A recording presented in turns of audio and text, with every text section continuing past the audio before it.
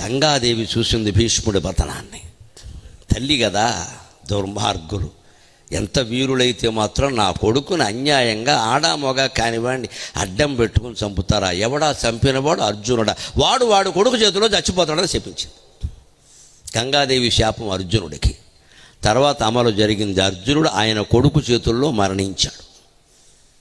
ఆయన కొడుకు ఎవరు? బభ్రువాహనుడు. ఎవరు కొడుకు? చిత్రాంగద అనే అమ్మాయికి పుట్టాడు. ఆయన తీర్థయాత్ర చేశాడు 25 ఏళ్ల వయస్సులో. ద్రౌపది వివాహం అయిన తర్వాత కొత్తలో 6 ఏళ్లకి వాళ్ళ మందిరంలో ఒక పొరపాటుని వెళ్ళారని తీర్థయాత్ర చేస్తాడు. ఆ తీర్థయాత్రలో 3 స్త్రీలను పెళ్లి చేసుకుంటాడు. ఉలూపిని పెళ్లి చేసుకుని ఇరావంతుడికి అంటాడు. చిత్రాంగదని పెళ్లి చేసుకుని బభ్రువాహనుడికి అంటాడు. సుభద్రని పెళ్లి చేసుకుని అభిమన్యుడికి అంటాడు. అందులో చిత్రాంగద కొడుకు బభ్రువాహనుడు. వాడు యుద్ధంలో పాల్గొనలేదు. ఇరావంతుడు యుద్ధంలో పాల్గొని చనిపోయాడు. అభిమన్యుడు యుద్ధంలో పాల్గొని చంపబడ్డాడు. చనిపోయాడు అనకూడదు, ఆయన చంపబడ్డాడు. అదే హత్య, అది యుద్ధం కాదు. అది బభ్రువాహనుడు యుద్ధంలో పాల్గొనలే. కానీ ఎప్పుడు అర్జునుడు ఆయన చేతుల్లో చనిపోయాడు అంటే ఆ యుద్ధం అయిపోయాక, శాంతి పర్వాలన్నీ అయిపోయాక అశ్వమేధ పర్వం ఒకటి వస్తుంది. ధర్మరాజు రాజయ్యాక మళ్ళీ ఓసారి అశ్వమేధ యాగం చేస్తాడు.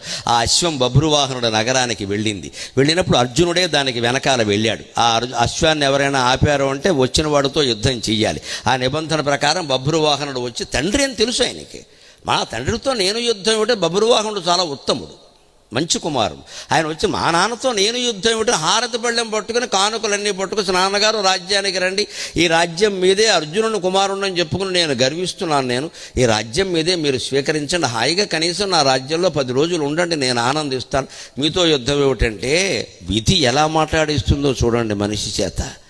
కన్న కొడుకు వచ్చి అలా అంటే అర్జునుడు పౌరుషం, క్షత్రియుడికి పుట్టలేదురా నువ్వు, అశ్వం పట్టుకొచ్చిన వాడితో యుద్ధం చేయాలి, నా కొడుకైతే యుద్ధం చేసి ఓడిపోవాలి, నీ చేతిలో నేను ఓడిపోయినా మంచిదే, చనిపోయినా మంచిదే, యుద్ధం చెయ్యి, ఆర్తపళ్ళం పట్టుకొచ్చావు ఇక్కడ అని ఆక్షేపించాడమ్మా. కర్మ అంటే అదే. వాడు ఏం గత్యంతరం లేక యుద్ధం చేశాడు పాపం.